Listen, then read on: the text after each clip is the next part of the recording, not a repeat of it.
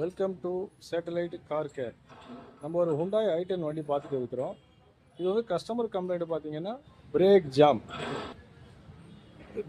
எப்படி ஆகுதுன்னா, அவருக்கு வந்து ஒரு 10 கிலோமீட்டர்ஸ் ட்ரைவ் பண்ண பிறகு இல்லை ஏதாவது டிராஃபிக்கில் போகும்பொழுது நம்மளுக்கு எல்லா வீலும் வந்து ஜாம் ஆகிடுதுன்னு சொல்லிட்டு அவருக்கு வந்து கம்ப்ளைண்ட்டு.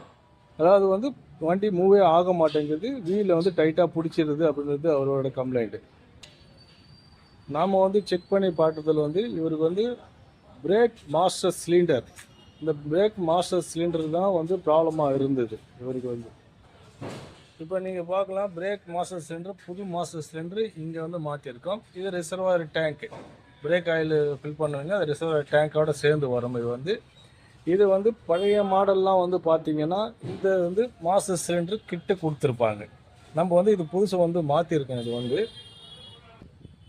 இதுதான் நம்ம மாற்றின மாஸ்டர் சிலிண்டர் அசம்பிளி. இதில் வந்து பார்த்திங்கன்னா பிஸ்டன், ரிட்டர்ன் ஸ்ப்ரிங்கு எல்லாமே இதில் தான் வந்துருக்கும். நான் சொன்னேன் இல்லைங்களா, இது பழைய மாடல்லாம் வந்து இதில்குள்ளே கிட்டு மாற்றி கொடுத்துருப்பாங்க. இந்த கிட்டு மட்டும் நம்ம வந்து மாற்றிக்கலாம். ஆனால் இப்போ எல்லாமே மாடிஃபை பண்ணி இதில் ப்ராப்ளம் இருந்ததுன்னா அசம்பிளியர் தான் நம்ம மாற்றுற மாதிரி இருக்கும். இந்த மாஸ்டர் சிலிண்டரில் இருந்து தான் நம்மளுக்கு வந்து 4 வீலுக்கும் வந்து பிரேக் வந்து ப்ரெஷர் வந்து சப்ளை ஆகுது, பிரேக் பிடிக்குது. இங்கே பார்த்தீங்கன்னா தெரியும், இது ஒரு வழி இங்கே இருக்கும். இந்த மூலயமா தான் நம்மளுக்கு வந்து பிரேக் ஆயில் பாஸ் ஆகி நம்மளுக்கு பிரேக் வந்து பிடிக்குது. இது நாங்கள் செக் பண்ணும்போது நாங்கள் ப்ராப்பராக எல்லா வீல் பிரேக்கு கழட்டி பார்த்துட்டு அதுக்கப்புறம் தான் இதை வந்து ஃபைண்ட் அவுட் பண்ணியிருக்கோம். இந்த பிரேக் வந்து என்ன ஆகுதுன்னா, இதில் வந்து நம்மளுக்கு நார்மலாகவே நம்மளுக்கு வந்து ஹீட்டு ப்ரெஷர் வந்து டெவலப் ஆகும்.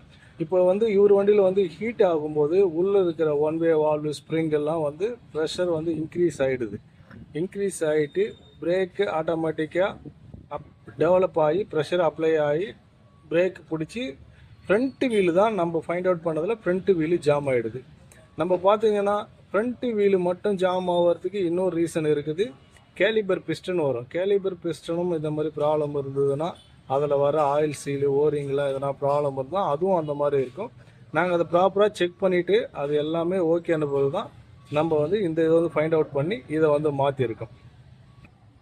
அதனால தான் கோல்டில் இருக்கும்போது ஜாம் ஆகாது. உங்களுக்கு ஹீட் ஆச்சுன்னா, மார்னிங்னு மட்டும் இல்லை, கோல்டில் நீங்கள் ஸ்டார்ட் பண்ணிங்கன்னா இந்த இஷ்யூ இருக்காது.